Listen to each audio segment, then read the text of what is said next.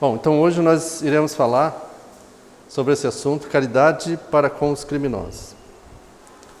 Isso aí está no Evangelho segundo o Espiritismo, no capítulo 11, nos itens 14 e 15. O capítulo 11, ele trata sobre amar ao próximo como a si mesmo. Certo? Capítulo 11, amar ao próximo como a si mesmo. Então, vocês já viram nesse capítulo, né, na sequência dos estudos, o mandamento maior, né, fazer aos outros o que queiramos que os outros nos façam, a parábola dos credores e dos devedores, dai a César o que é de César, a lei do amor, o egoísmo, a fé e a caridade. E aí Kardec estende o capítulo, né, depois de falar sobre a fé e a caridade, e ele fala sobre caridade para com os criminosos. Então esse tema dos criminosos, dos inimigos, né, ele vai voltar no próximo capítulo, que é o amai os vossos inimigos. Então retribuir o mal com o bem, os inimigos desencarnados, né, se alguém lhe bater na face direita, apresentar-lhe também a outra. Então a gente vê como é que é um tema que aparece bastante no Evangelho, né?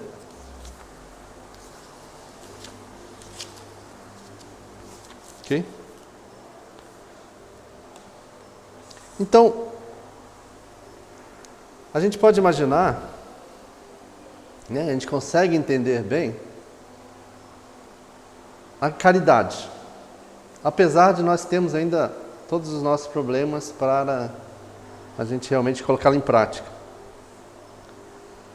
Mas a caridade para com os criminosos, para muitos de nós, já parece uma coisa muito fora da realidade ainda. Pelo menos no nosso, talvez, no nosso nível de evolução. Eu lembro até hoje, uma vez que eu estava assistindo televisão e mostrou uma senhora que ela ia frequentemente no presídio para visitar o assassino do filho dela.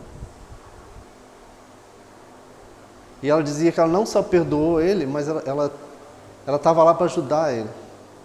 Né? Então ela estava praticando isso aqui, ó. Caridade para com os criminosos, do próprio filho, né? Então, aquilo ali me marcou assim porque eu não sei pessoalmente se eu conseguiria ter um ato de tamanho altruísmo como essa senhora. Né? E é real, assim, eu vi na TV, não era nada... É uma coisa real, então é possível. Né? Essas pessoas conseguiram chegar nesse nível. Né? Então nós também conseguiremos, né, chegar nesse nível. Vamos ver o que Kardec fala, né, para ver se ele nos ajuda um pouco nessa busca. Deveis amar os desgraçados, os criminosos, como criaturas que são de Deus, às quais o perdão e a misericórdia serão concedidos, se arrependerem, como também a vós, pelas faltas que cometeis contra a sua lei. Então a primeira coisa que Kardec nos fala é de não julgar. Não nos julgarmos superiores.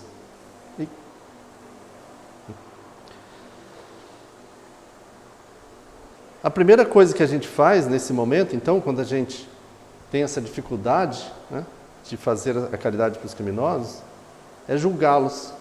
É nos colocarmos numa posição superior a deles. Quando muitas vezes nós não estamos nessa condição.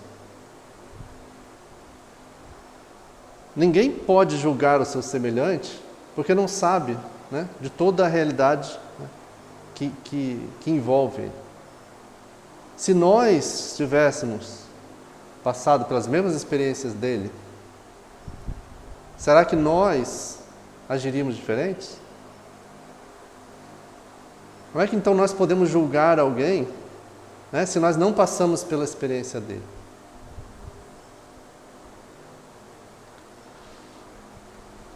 Muitas ações, né, há muitas ações que são crimes aos olhos de Deus e que o mundo nem sequer como faltas leves considera. A gente se fia muito pelas leis humanas, que são ainda extremamente imperfeitas, certo? E muitas vezes a gente considera que, respeitando as leis humanas, nós estamos, né, nos nossos direitos, né, nas nossas possibilidades, o que nem sempre é verdade, né? Como dizia Paulo, nem tudo, né, nos convém, certo? Tudo nos é lícito, mas nem tudo nos convém. Então, muitas vezes, o que nós fazemos, né, que aos olhos da sociedade não tem nada de mais, são faltas graves aos olhos de Deus. Então, aos olhos de Deus, nós também somos criminosos. Nós também somos pessoas com vícios, com problemas que precisam ser resolvidos, certo? E aí, de novo, né, como julgar um semelhante? A Terra, ela é um planeta que caminha para tornar-se um mundo de regeneração. Quando nós chegarmos a esse estágio de regeneração, esses espíritos, né, recalcitrantes, eles terão que abandonar o planeta.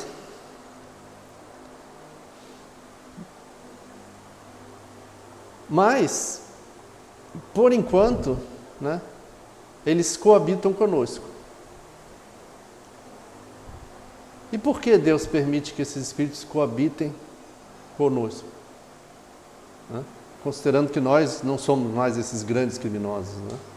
Nós já pelo menos nos arrependemos, né, desses nossos crimes, né, de encarnações passadas, e que já buscamos de alguma forma o bem, a nossa evolução, né, pelo menos vencer as nossas más inclinações. Mas ao nosso redor, né, convivem esses grandes criminosos. E aí Kardec ele fala, para que nos sirvam de ensinamento.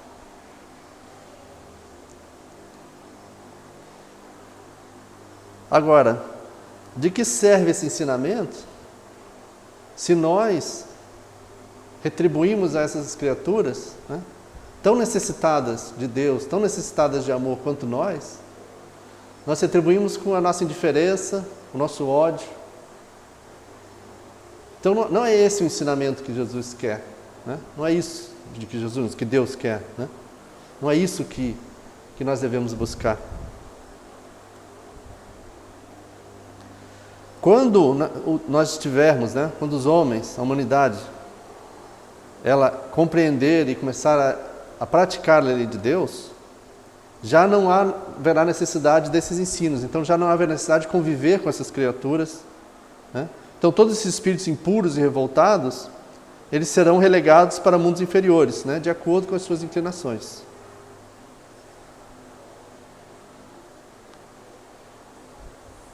Mas o que diria Jesus se junto a ele, né, se ocorre como a gente tem hoje essas pessoas, se junto a Jesus, né, viesse um desses, né, Kardec fala desgraçados, uma dessas pessoas, né, desses grandes criminosos. Será que Jesus agiria como nós agiríamos? Com ódio, né, com repulsa, com rancor, com medo? Não, né? Jesus, que foi quem nos ensinou, né, para nós não julgarmos, ele com certeza, ele lamentaria, né, a situação dessas pessoas, ele consideraria que eram seres, né, doentes, né, dignos de piedade, assim como nós também, né, somos seres doentes, né, cheios de vícios, cheios de problemas. Mas principalmente ele estenderia a mão para eles. Então está aí o grande exemplo para nós também, né, esse exemplo de Jesus, de como Jesus faria. Então a primeira coisa que a gente pode fazer para essas pessoas é orar por elas. né? Assistir o espírito dessas pessoas durante o tempo que ele ainda tem que passar na Terra. Porque eles podem ainda ser tocados de arrependimento. E por isso que eles estão aqui também. Porque todos nós, perante Deus, né, temos as nossas oportunidades. Deus não nega a nenhum dos espíritos a oportunidade. Então esses grandes criminosos, eles ainda podem ser tocados pelo arrependimento. Eles ainda podem ter a chance de permanecer aqui nesse planeta. E para isso nós podemos fazer a nossa parte, que é orar por eles. Então essa já é uma grande caridade que a gente pode fazer, orar por eles.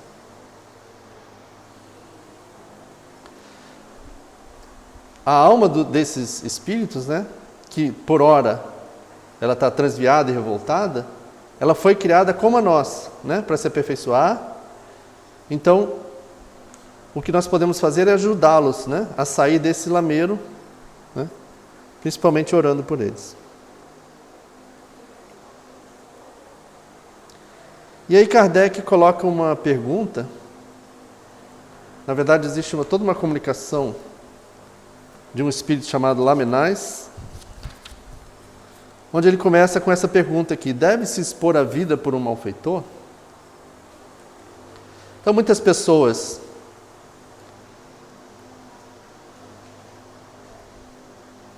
elas não têm, né, como a gente tem essa dificuldade de praticar a caridade para com o criminoso. Isso aqui é ir além.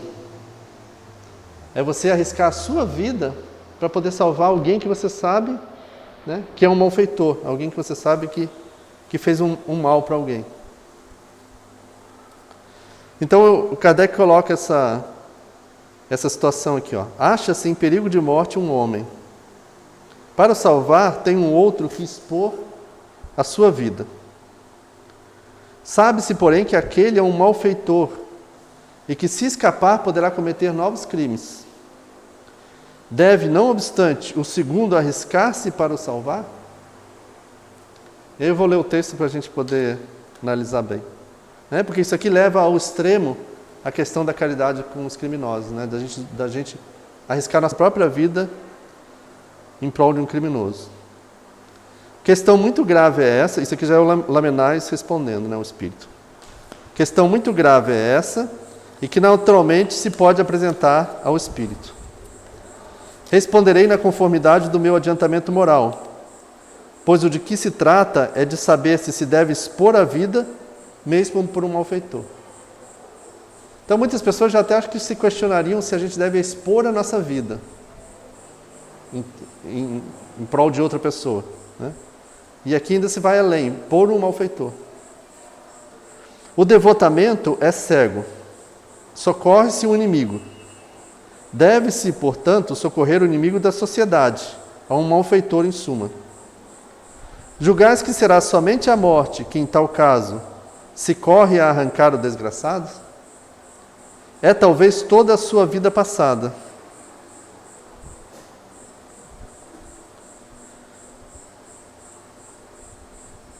Imaginai com efeito que nos rápidos instantes que lhe arrebatam os derradeiros alentos de vida, o homem perdido volve ao seu passado, ou que antes, este se ergue diante dele. A morte, quiçá, lhe chega cedo demais. A reencarnação poderá vir a ser-lhe terrível. Então, Lamennais está dizendo que um mal muito maior, talvez, é deixar essa pessoa à mercê da morte. Talvez essa morte, né, chegue para ele cedo demais. Né? Você estava ali naquele momento talvez para isso, né? Para salvá-lo. Certo? A reencarnação poderá vir a ser-lhe terrível.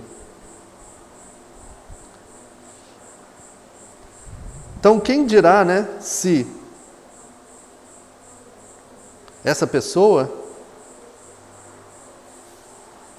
né, a gente conhecendo a imortalidade da alma, quem pode dizer se essa pessoa não poderia, né, no que lhe restava de vida, se arrepender e mudar de vida? Quem garante que aquele espírito, né, uma vez morto, vai se regenerar? Né? que ele não vai, talvez, até perder as oportunidades que ele teria, e aí ele vai permanecer mais tempo ainda no mal. Certo? Então você não solucionou um problema, né? Só quem acha que a morte vai solucionar um problema é quem acredita que não existe nada depois da vida. A morte, ela continua ou até, né, em alguns casos, agrava os problemas, né? Como o caso de um suicida, né? Como o caso, talvez, de um criminoso que morre antecipadamente. Certo? Então isso pode agravar os problemas dessa pessoa. Lançai-vos então, ó homens, lançai-vos todos vós, a quem a ciência espírita esclareceu. Lançai-vos, arrancai-o a sua condenação.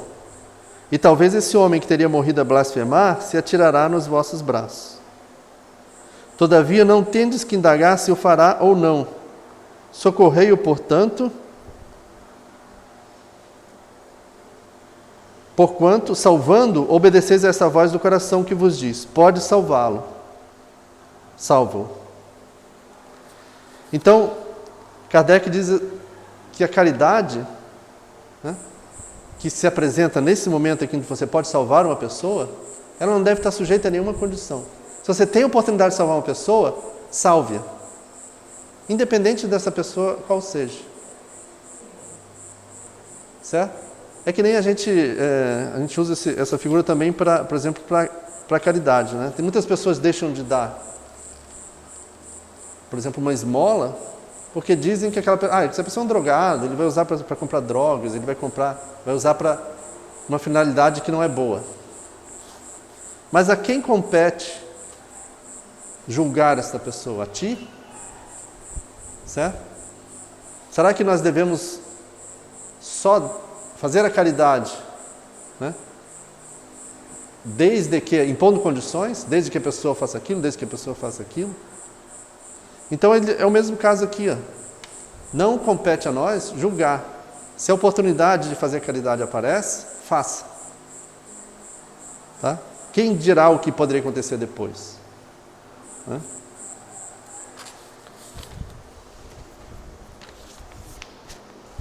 Bom, então essa é a lição de hoje. Faltando uma... E aí eu deixo umas reflexões finais para a gente. Que é o seguinte: a gente sempre espera que da nossa caridade haja uma retribuição. Né? Quantas vezes a gente ouve alguém falando assim: nossa, eu fiz uma coisa para ele, ele nem falou um obrigado. Pessoa revoltada, né? Porque o outro nem falou um obrigado para ela. Porque a gente naturalmente, né, dada a nossa evolução espiritual, a gente espera a retribuição. Então a gente sempre espera a retribuição do outro. E não é assim que o Espiritismo nos ensina. O verdadeiro amor é um amor que renuncia à gratidão. Né? O problema da gratidão é um problema do outro, não nosso. Nós devemos cumprir o nosso papel, nós devemos cumprir a nossa missão. Então, por exemplo, nós nos defrontamos no dia a dia com vários pequenos inimigos, né? Várias pessoas, né, vários pequenos criminosos que, né, talvez tentam nos burlar, nos enganar em algum momento, em alguma situação. Então, o mínimo que a gente deve ter com essas pessoas no trato é a gentileza, é a educação. Isso é o mínimo que se espera de nós. Ainda que que seja difícil, né, a gente amar o nosso inimigo, isso ainda esteja talvez muito longe, né, a gente vai ver isso no próximo capítulo. Ainda assim, a gentileza já é um ato de caridade de nós. Então, por mais que nós saibamos que está ali na nossa frente uma pessoa, né, que não é confiável, né, que a gente sabe que tratou um outro de uma forma inadequada, tal, o mínimo que a gente pode ter com esse ser é gentileza. Então, essa é uma forma de caridade para com os inimigos. Afinal de contas, quanto nos custa um sorriso, né? Quanto nos custa dar um sorriso para uma pessoa? Nada. Então, por que isso é tão difícil para a gente? E outra coisa é a alegria que nos decorre desse proceder. Né? Será que se a gente procedesse de outra forma, isso nos traria alegria? Normalmente não. Mas se a gente age, né, tratando a pessoa como um igual, né, compreendendo, né, a situação daquela pessoa, agindo com gentileza, com educação, no mínimo que a gente ganha em troca é a alegria de haver procedido bem. A alegria de ter feito caridade para um semelhante.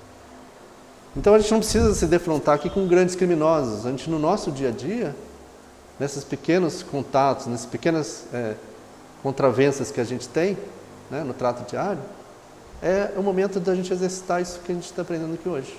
A caridade para com os criminosos. Ok? Então é isso, gente. Alguma dúvida?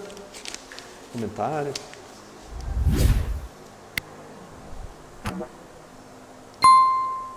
Então eu vou pôr aqui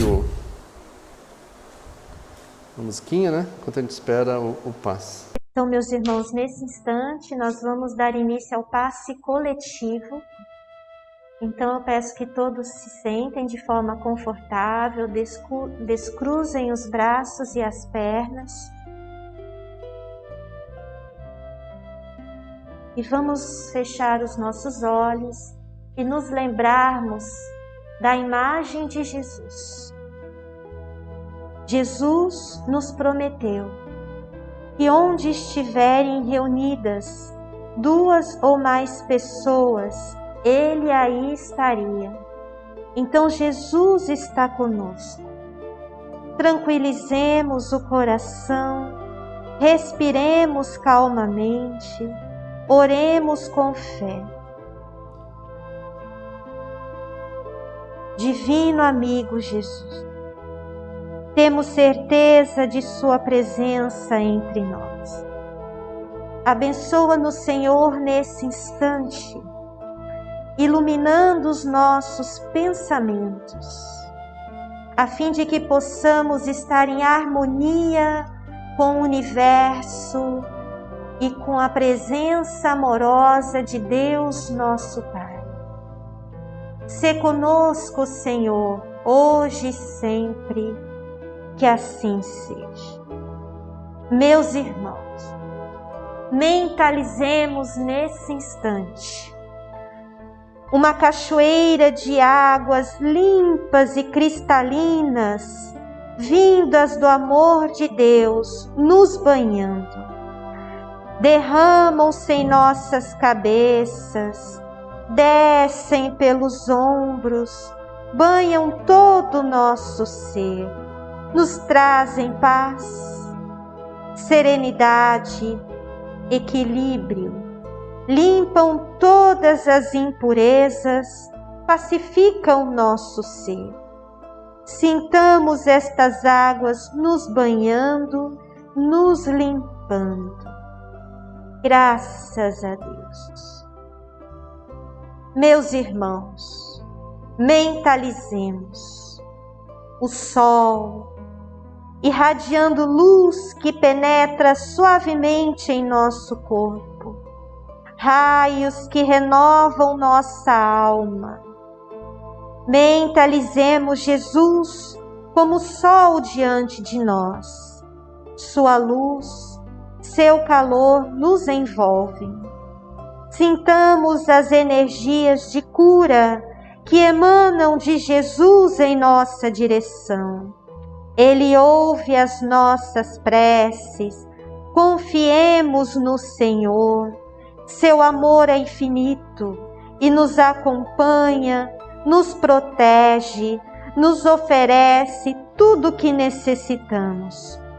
Confiemos em Jesus. Ouçamos sua voz amiga, não vos deixareis órfãos. Graças a Deus, Senhor Jesus, agradecemos, amigo querido, pelas energias salutares desta noite. Conserva-nos, Senhor, na tua paz.